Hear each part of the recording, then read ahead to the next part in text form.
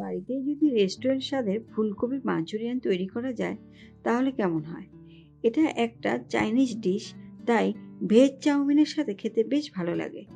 এছাড়াও রুটি পরোটার সাথেও খারাপ লাগে না। তাহলে ঝটপট বানিয়ে ফেলি রেস্টুরেন্ট স্টাইলের ফুলকপির পকোড়া। এখানে আমি একটা ফুলকপি নিয়েছি, এইভাবে কেটে নিয়েছি টুকরো করে, আর খুব ভালো করে এটাকে আমি ধুয়ে নিয়েছি। এবার আমি এটাকে একটু সিদ্ধ করে নেব। তার জন্য একটু জল বসিয়ে দিয়েছি বাটি করে গ্যাসের মধ্যে, একটু নুন দিয়ে দিলাম। এবার কপিগুলো এর মধ্যে দিয়ে দিচ্ছি।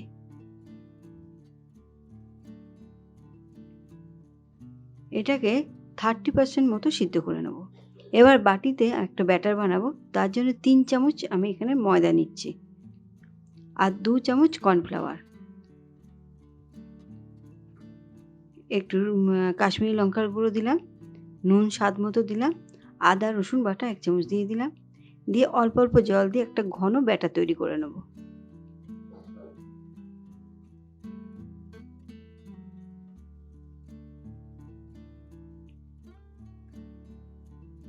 ঠিক এইরকম একটা ব্যাটার তৈরি হবে। এবার আমি ফুলকপিগুলো ততক্ষণে সিদ্ধ হয়ে গেছে, যতটা আমি করব 30% সিদ্ধ হয়ে গেছে। এবার এটাকে আমি তুলে নেব জল থেকে। একটা স্ট্রেনারের সাহায্যে এটাকে খুব ভালো করে ছেঁকে নেব, যাতে এর মধ্যে জল না থাকে একটুও। জল থাকলে কিন্তু ব্যাটারটা পাতলা হয়ে যাবে, তখন পকোড়া খেতে ভালো লাগবে না।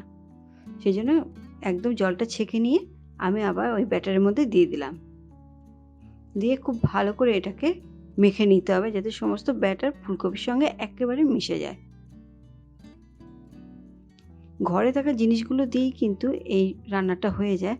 আর শীতকালে ফুলকপি সিজনে যদি এই পকোড়াটা না খাই, এই রেসিপিটি যদি না খাই, তাহলে আর কি বলবো, খুবই ভালো লাগে কম সময়ের মধ্যে। এই কথা বলতে বলতে আমার মাখানো হয়ে গেছে। এইবার আমি এটাকে একটা প্লেটের মধ্যে ঢেলে নিচ্ছি। তার কারণটা বলছি একটু পরে।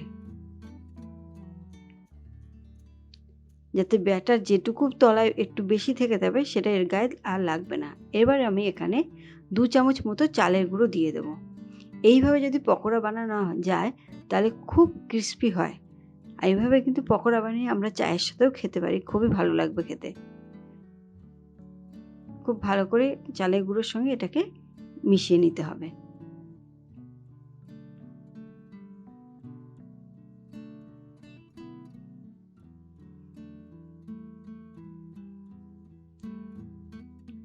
মেশানো হয়ে গেছে। এবার কড়াইতে তেল গরম করে নিয়েছি। এবার এক এক করে পকোড়াগুলো আমি ভেজে নেব। লো টু মিডিয়াম আঁচে কিন্তু পকোড়াগুলো ভাজতে হবে, তাহলে খুব মুচমুচে হবে।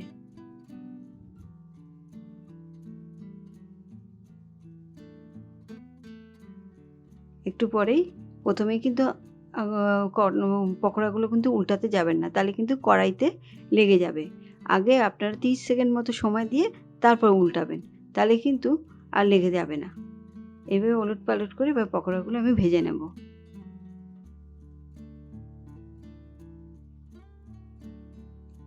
ততক্ষণে একটা সস বানিয়ে নিচ্ছি। 1 চামচ ভিনেগার দিলাম, 1 চামচ সয়া সস দিলাম, 1 চামচ রেড চিলি সস দিয়ে দিলাম, আর 2 চামচ টমেটো সস দিয়ে সমস্ত সস একসঙ্গে মিলিয়ে একটা সস তৈরি করে নিচ্ছি।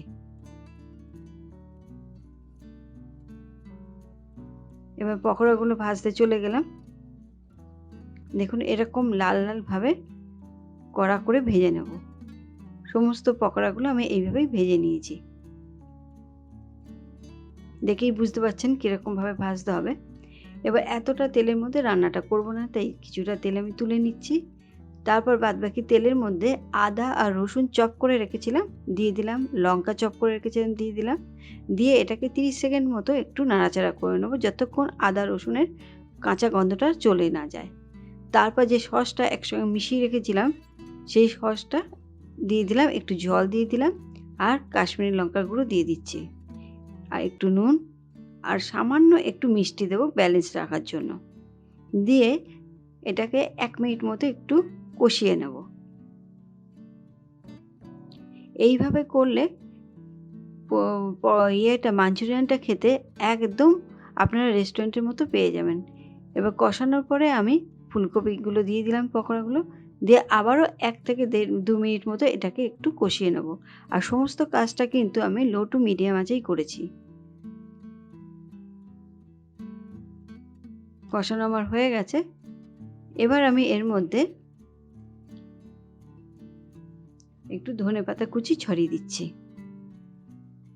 দিয়ে একটু নাড়াচাড়া করেই আমি গ্যাস অফ করে গরম গরম পরিবেশন করব।